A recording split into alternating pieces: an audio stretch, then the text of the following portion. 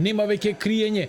Пензионери, студенти, ученици, невработени и корисници на социјална помош ќе можат легално да работат без да ги загубат пензијата, стипендијата или социјалните права. Со новиот закон за работно ангажирање се воведуваат електронски процедури и јасна рамка за повремено и сезонско вработување. Се очекува преку 17.000 луѓе да излезат од сивата зона. До сега многумина работеа преку договори или воопшто не беа пријавени, а пензионерите мораат да бираат меѓу плата и пензија.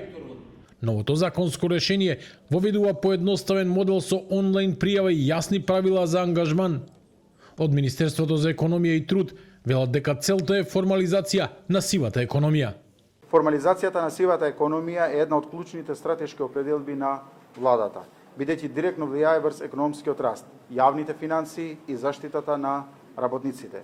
Податоците на Државниот завод за статистика покажуваат дека околу 85.000 лица во 2024 година биле неформално ангажирани, што наметна потреба од системско и одржливо решение.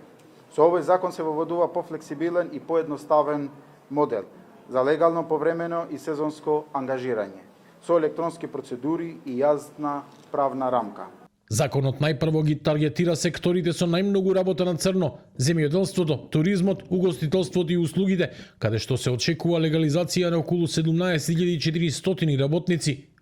Моделот носи исплата по час и придонеси за работниците, а за работодавачите поедноставни процедури и поголема флексибилност, објаснуваат од Центарот за истражување и креирање политики, кои заедно со Германското друштво за меѓународна соработка му помогнаа на Министерството во изготвувањето на законот. Сите ние можеме да бидеме работодавачи. Со овој закон сите можеме да бидеме и работно ангажирани лица.